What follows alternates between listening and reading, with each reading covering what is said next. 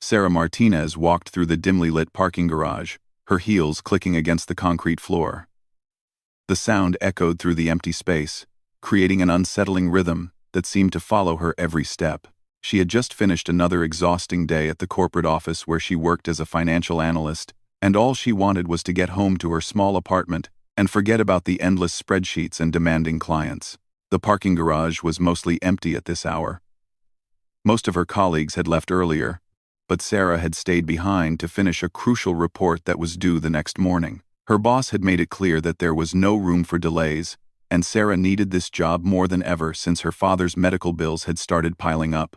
As she approached her modest sedan, Sarah noticed movement in her peripheral vision. 3 figures emerged from behind a concrete pillar, blocking her path to the car. They were young men, probably in their early 20s, wearing dark hoodies and jeans. Something about their body language immediately put Sarah on high alert. "Hey there, pretty lady," called out the tallest one, who seemed to be their leader. He had a thin face with sharp features and a cocky smile that made Sarah's skin crawl. "You look like you're in a hurry." Sarah stopped walking and assessed the situation quickly. The 3 men had positioned themselves strategically, cutting off her direct route to the car. The parking garage had security cameras, but she noticed that this particular section seemed to be in a blind spot. Her heart began to race, but she kept her expression calm and neutral. "I'm just trying to get to my car," Sarah said in a steady voice, not showing any sign of fear. "Please move out of the way." The second man, shorter and stockier than the leader, laughed mockingly. "Oh, she's polite. I like that." He stepped closer, his eyes scanning Sarah from head to toe in a way that made her stomach turn. "You know what? We were just thinking about how boring our evening was getting. Maybe you could help us out with that." The third member of the group, who had been silent until now, finally spoke up. He was the youngest of the 3, with nervous energy and shifty eyes that kept darting around the parking garage. "Come on, lady. We just want to have some fun. Don't make this harder than it needs to be." Sarah's mind raced through her options. She could try to run, but she was wearing heels and a tight business skirt that would slow her down. She could scream for help, but the parking garage was underground and isolated from the main building. The security guard station was on the ground floor, too far away to hear her calls for assistance. What these 3 men didn't know was that Sarah Martinez had not always been a financial analyst. Before her current life of spreadsheets and corporate meetings, she had served 8 years in the United States Navy as a member of an elite special operations unit. She had been deployed to some of the most dangerous regions in the world, where she had learned skills that most people could never imagine. But Sarah had worked hard to leave that life behind. After her military service ended, she had deliberately chosen a quiet, normal existence. She wore business suits instead of combat gear, carried a briefcase instead of weapons, and spent her days analyzing profit margins instead of planning tactical operations. Very few people in her current life knew about her military background, and she preferred to keep it that way. The leader of the group took another step forward, now close enough that Sarah could smell the alcohol on his breath. "Look, sweetheart. We can do this the easy way or the hard way. But either way, you're going to come with us and show us a good time." Sarah sighed internally. She had hoped to avoid any confrontation, but these 3 had clearly made their choice. She looked at each of them carefully, analyzing their positioning, their body language, and their apparent level of physical fitness. The leader was tall but lean, probably relying more on intimidation than actual fighting ability. The stocky one looked like he might have some strength, but his movements suggested he was not particularly agile. The youngest one seemed nervous and inexperienced, likely to panic if things didn't go according to plan. "I'm going to ask you one more time," Sarah said, her voice still calm but with a subtle edge that the 3 men failed to notice. "Please move out of my way, so I can go home." The stocky man laughed again, even louder this time. "Did you hear that, guys? She's asking us to move. That's real cute." He reached out, as if to grab Sarah's arm. "How about instead, you come with us to my car? We'll show you a real good time, and then maybe we'll let you go home." That was when Sarah made her decision. She had given them multiple opportunities to walk away, but they had chosen to escalate the situation. Now she would have to remind herself of skills she had hoped never to use again in civilian life. In one fluid motion, Sarah grabbed the stocky man's outstretched wrist with her left hand, while simultaneously stepping forward and driving her right elbow into his solar plexus. The impact knocked the wind out of him completely, and he doubled over, gasping for air and unable to speak. The leader's confident smile vanished instantly, replaced by shock and confusion. "What the hell?" he started to say. But Sarah was already moving. She pivoted on her left foot and delivered a precise kick to the leader's knee with the heel of her shoe. The joint buckled with a sickening crack, and he collapsed to the ground, clutching his leg and screaming in pain. The youngest member of the group stood frozen for a moment, his mind struggling to process what had just happened. In less than 5 seconds, his two companions had been neutralized by a woman in a business suit who didn't even look winded from the encounter. Sarah turned her attention to the remaining attacker, her stance relaxed but ready. "You have about 3 seconds to decide whether you want to run away or join your friends on the ground," she said matter-of-factly. The young man's nerve broke completely. He turned and ran toward the parking garage exit as fast as his legs could carry him, leaving his injured companions behind without a second thought. Sarah looked down at the two men on the ground. The stocky one was still struggling to breathe properly, his face red from the lack of oxygen. The leader was writhing in agony, his knee clearly damaged beyond his ability to walk on it. She pulled out her cell phone and dialed 911, reporting the attempted assault and requesting both police and medical assistance. Then she walked over to her car, got inside, and waited calmly for the authorities to arrive. As she sat in her car, Sarah reflected on how quickly her peaceful evening had turned violent. She had spent years trying to build a normal life, far removed from the world of combat and conflict that had once defined her existence.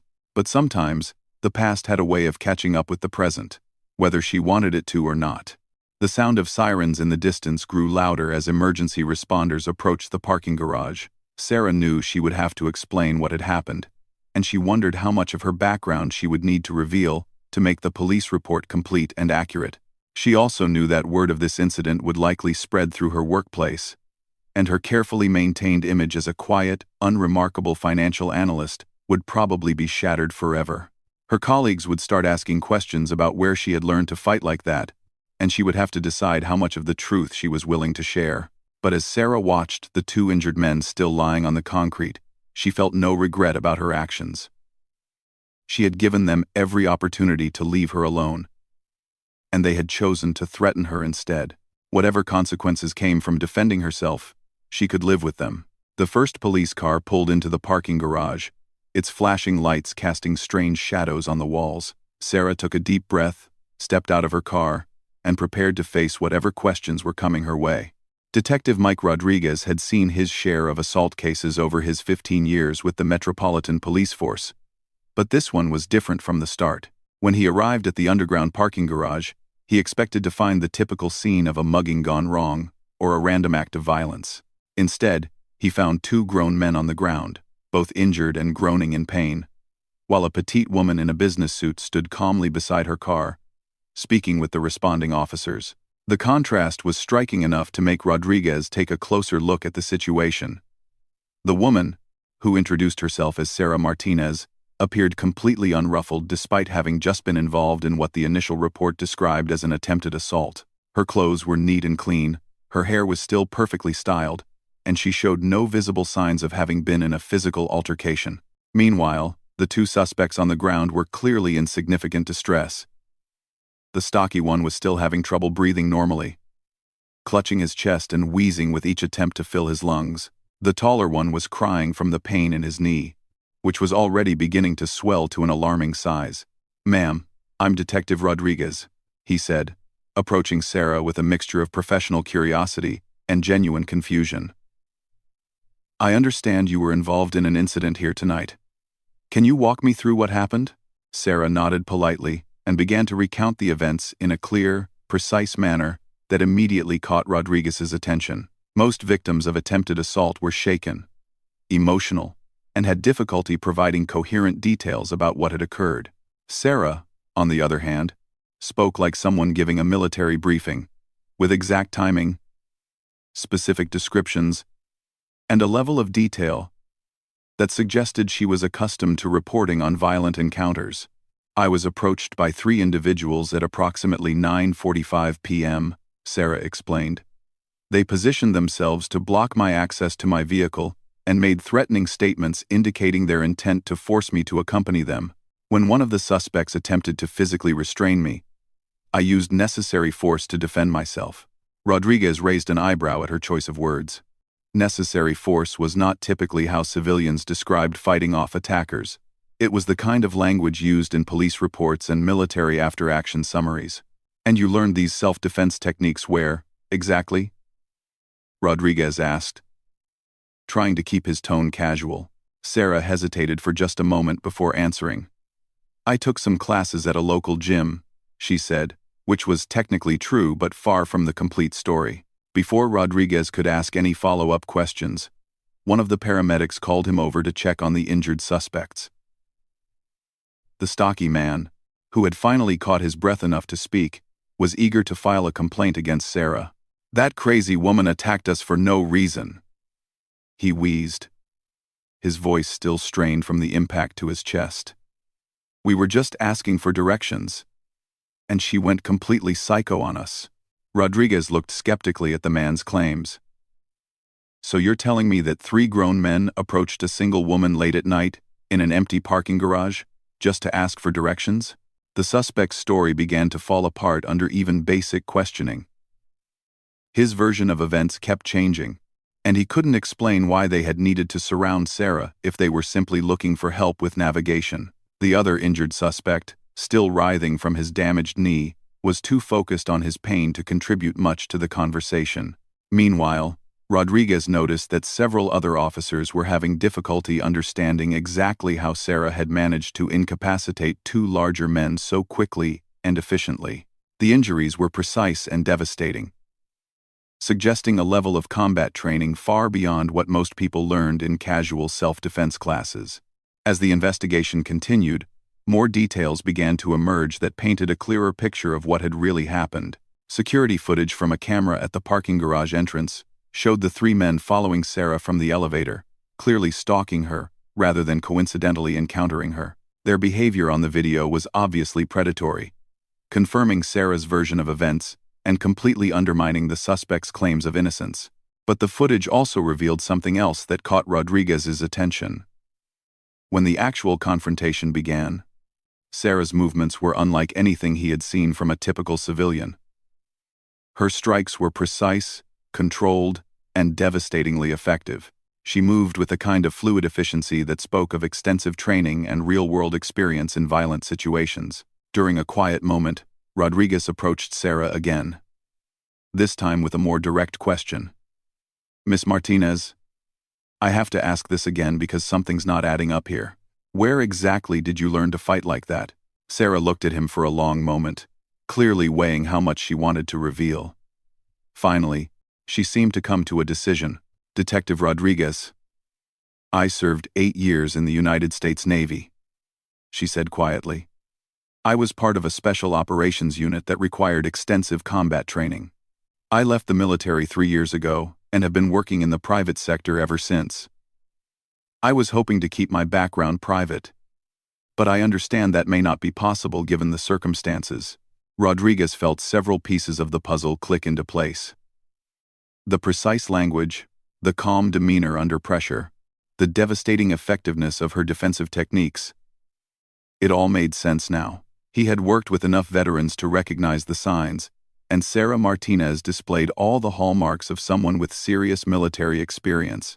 Special operations, Rodriguez repeated, his respect for Sarah clearly growing. That explains a lot. Can you be more specific about what unit you served with? Sarah shook her head. Some of the details are classified, detective.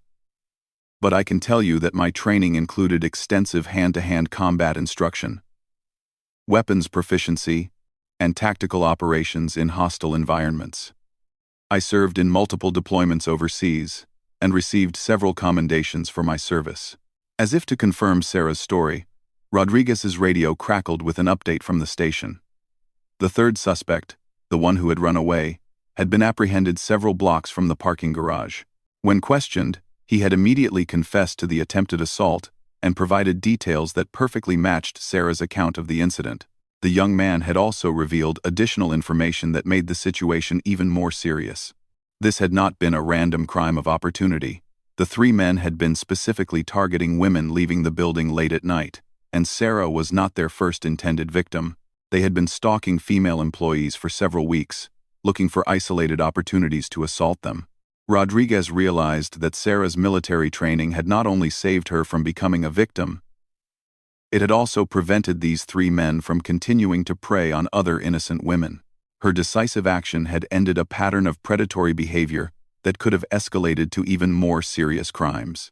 As the investigation wrapped up and the suspects were taken into custody, Rodriguez found himself impressed by how Sarah had handled the entire situation. She had defended herself with exactly the level of force necessary to neutralize the threat. No more and no less. She had immediately called for help and cooperated fully with the police investigation. And throughout the entire ordeal, she had maintained her composure and dignity. "Miss Martinez," Rodriguez said as he prepared to leave the scene, "I want you to know that you did everything right tonight. Your actions not only protected you but probably saved other women from becoming victims of these predators." Sarah nodded in acknowledgement but didn't seem particularly pleased with the praise. "I just did what I had to do, Detective. I would have preferred if the situation had never escalated to violence in the first place." As Rodriguez drove away from the parking garage, he reflected on the evening's events. In his experience, most people who found themselves in life-threatening situations either froze with fear or responded with panicked, ineffective resistance. Sarah Martinez had done neither. She had assessed the threat, given her attackers multiple opportunities to withdraw, and then neutralized them with surgical precision when they refused to back down. It was clear that there was much more to Sarah Martinez than met the eye, and Rodriguez found himself curious about what other stories she might be able to tell about her time in the military. But he also respected her desire for privacy and her effort to build a quiet civilian life away from the violence and conflict of her past. What Rodriguez didn't know was that Sarah's military service had been even more extraordinary than she had revealed, and that the events in the parking garage were about to set in motion a chain of consequences that would force her to confront parts of her past that she had worked very hard to leave behind. The story of what happened in the parking garage spread through Sarah's office building faster than she had anticipated. By the time she arrived at work the next morning, it seemed like everyone had heard some version of the events, though most of the details had been exaggerated beyond recognition through the office gossip network. Sarah tried to maintain her normal routine, focusing on her financial reports and client meetings, but she could feel the stares and whispered conversations following her throughout the day. Her colleagues, who had previously seen her as a quiet and unremarkable analyst, now looked at her with a mixture of curiosity, respect, and something that might have been fear. During her lunch break, Sarah received an unexpected phone call that would change everything. The caller identified himself as Commander James Harrison from Naval Special Warfare Command, and his voice carried the kind of authority that immediately commanded attention. "Petty Officer Martinez," Commander Harrison said, using Sarah's former military rank, "I'm calling because your name came up in connection with an incident that occurred last night. Local law enforcement ran a background check that triggered some flags in our system." Sarah felt her heart sink. She had known this moment might come eventually, but she had hoped to have more time to build her civilian life before her past caught up with her. "Sir, I've been out of the Navy for 3 years now," Sarah replied carefully. "I'm living as a private citizen and haven't had any contact with military personnel since my discharge." "I understand that, Martinez, but your particular skill set and experience make you a person of ongoing interest to certain government agencies. The way you handled those 3 attackers last night demonstrates that your training is still very much intact." Commander Harrison went on to explain that Sarah's former unit had been dealing with a critical situation that required someone with her specific qualifications. A high-value target that Sarah's team had been tracking during her final deployment had recently resurfaced, and intelligence indicated that he was planning a terrorist attack on American soil. "We need someone who knows this target's methods and psychology," Harrison explained. Someone who has faced him before and understands how he operates. You're the only member of the original team who has maintained the necessary operational readiness. Sarah closed her eyes, feeling the weight of her past pressing down on her once again. The target Harrison was referring to was a man known as the Ghost, a terrorist leader who had been responsible for multiple attacks on American forces overseas. Sarah's team had come close to capturing him on several occasions, but he had always managed to slip away at the last moment.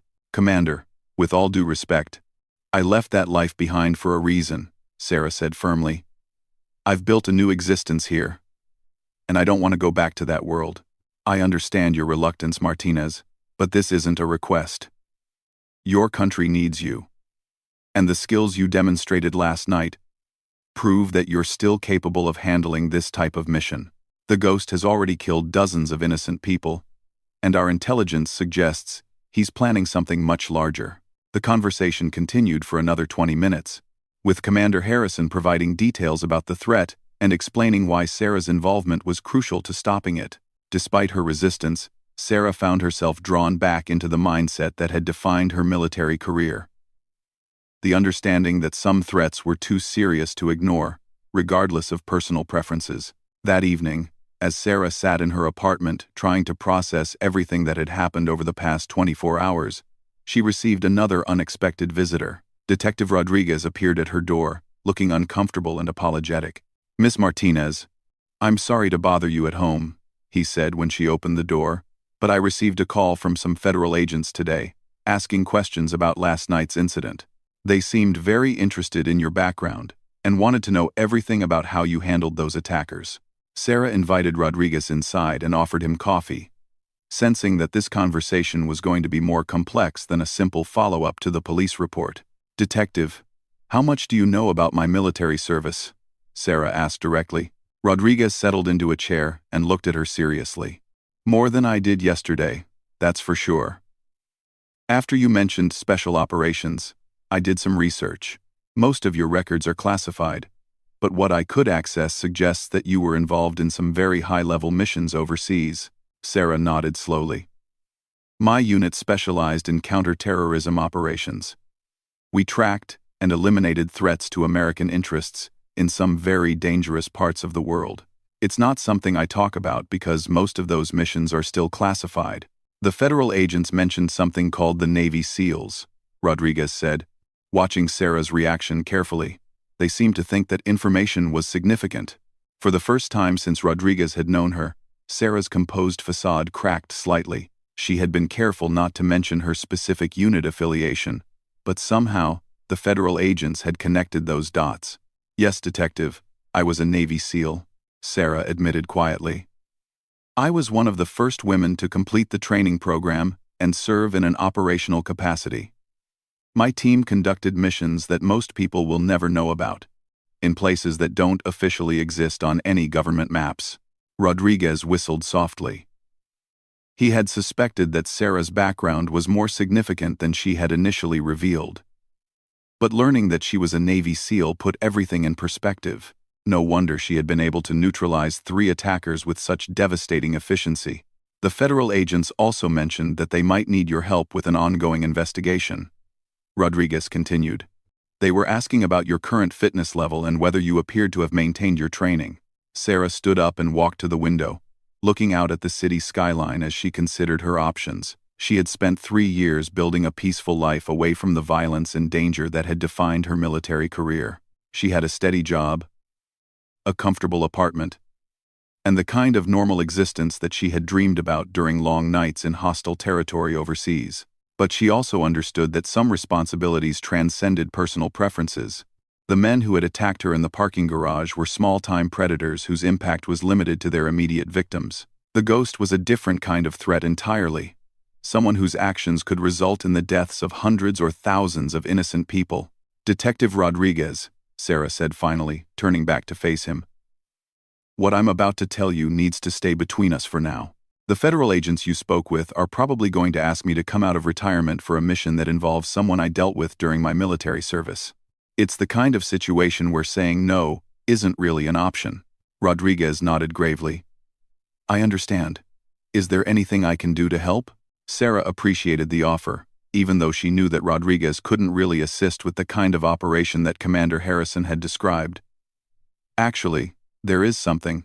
The incident last night is going to draw attention to me that I'd prefer to avoid. If anyone else comes asking questions about what happened or about my background, I'd appreciate it if you could keep the details to a minimum. Of course, Rodriguez agreed immediately. As far as I'm concerned, you're a woman who defended herself against 3 attackers using self-defense techniques you learned in the military. Anyone who wants more details than that can take it up with the federal agents.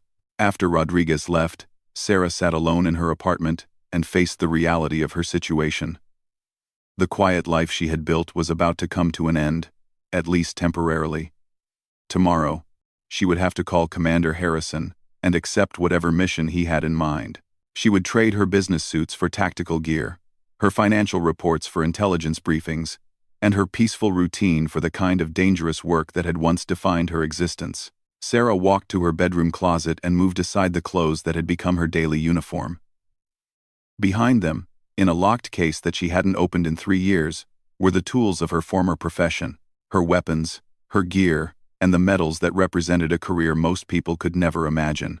As she looked at these remnants of her past, Sarah felt the familiar mixture of pride and regret that always accompanied memories of her military service. She was proud of what she had accomplished and the lives she had saved through her actions, but she also remembered the cost of that life.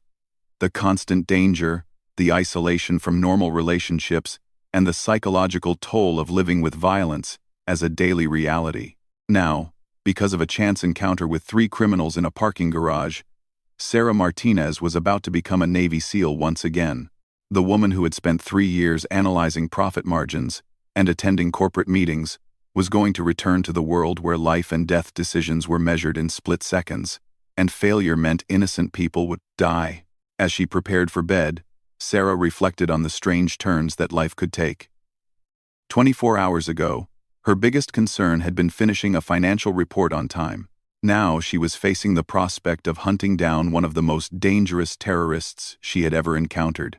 But despite the uncertainty and danger that lay ahead, Sarah felt a familiar sense of purpose returning. For 3 years, she had been living a safe and comfortable life, but it had never felt entirely authentic. The skills and instincts that had been forged through years of intense training and dangerous missions were still part of who she was, whether she chose to acknowledge them or not. Tomorrow, Sarah Martinez would begin the process of becoming Petty Officer Martinez once again. And somewhere in the world, a terrorist known as the Ghost was about to discover that one of his most formidable adversaries was coming out of retirement to finish what they had started years ago in a very different place and time.